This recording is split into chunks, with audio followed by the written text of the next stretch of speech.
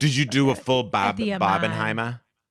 I haven't done the Heimer yet. I did the I Bobby, did but I both. haven't done the I didn't do Heimer. them in the same day, but I ended up doing Yeah. both. How'd you The like Heimer. Oppenheimer? Well, I'll be honest with you. I'm going to be 100% honest with you. Okay, and then I we have a thought million follow-ups that we have to do. those performances in Oppenheimer are fantastic. They really are. Okay. Everyone is so good, including the incredible shrinking man, Cillian Murphy. Okay. But what I will say is I've met him in person before, of course. Had a Were you drink with him. scared? I had a drink with him in the Actors Bar at the National Theater after a performance. Were you scared? His performance. What was he doing? Cheaper by the dozen? I didn't tell you what happened to me the other night. What happened? I met Bill Nighy. I was going to say something so shitty. This is a story worth telling. Go ahead.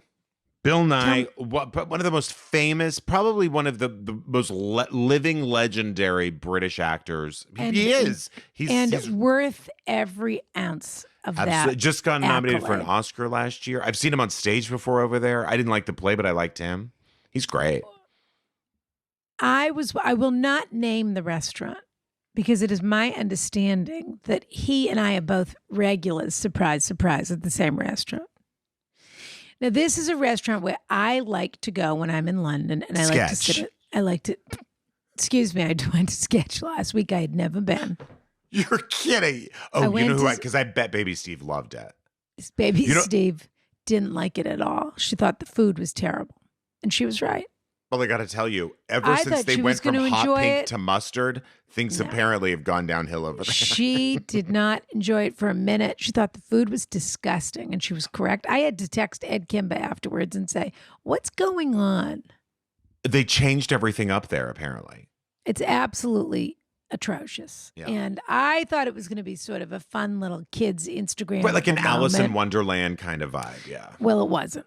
Okay. So that's what I want to tell you about that.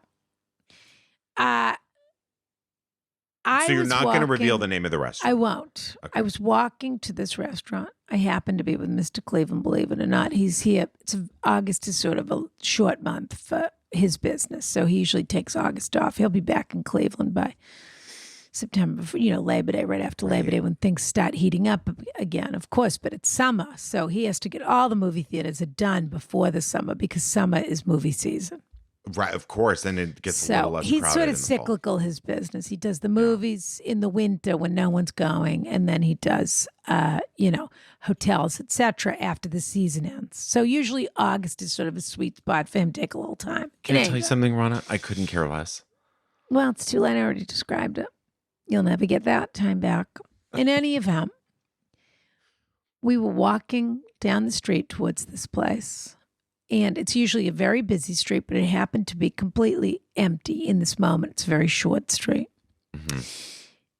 And Bill Nighy, what I can only describe as bounded. He does seem like he has a lot of energy. He walks like Mary Poppins. I believe it. On the curb, off the curb, around the curb, turn it around, waiting for Godot. He walks like a clown. In the French sense. Of course, Lecoq, yeah. Jacques Lecoq. Yeah. And so he was, of course, immediately recognizable just from his movement. And I stopped. I was walking in the middle of the street, which I like to do sometimes because the sidewalks can be a little narrow in certain areas of London. Sure. And I stopped in my tracks. And I put my hand to my heart and I said to him, my heart just skipped a beat. What did he say? And he stopped in his tracks and looked over at me and smirked a little bit.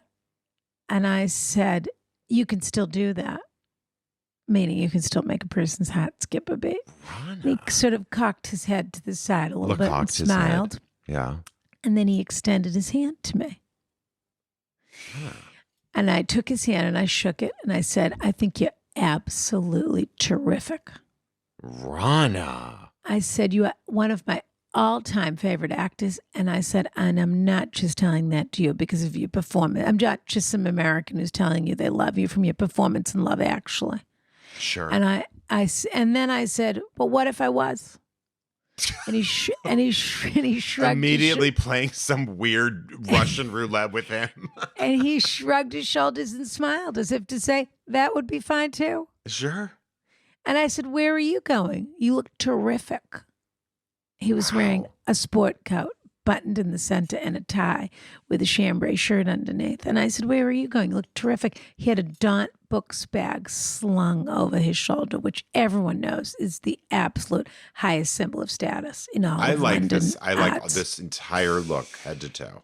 And I said, where are you going? Looking so terrific. You off to the theater? And he said, I'm just going home. I said, well, you look great. And he said, well, I'm always a bit overdressed. And I said, well, Nothing you wrong look with that. fabulous to me. And I said, but the chambray is offsetting and it brings a certain air of casual. And he smiled again. And I said, well, thank you for everything. And have a great night.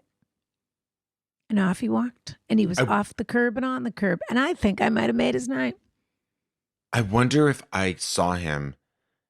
The next time I see him, I wonder how he would look in a Sherbet Sensations shirt. I wonder, I don't know, maybe I should start carrying one around in London in case I see him.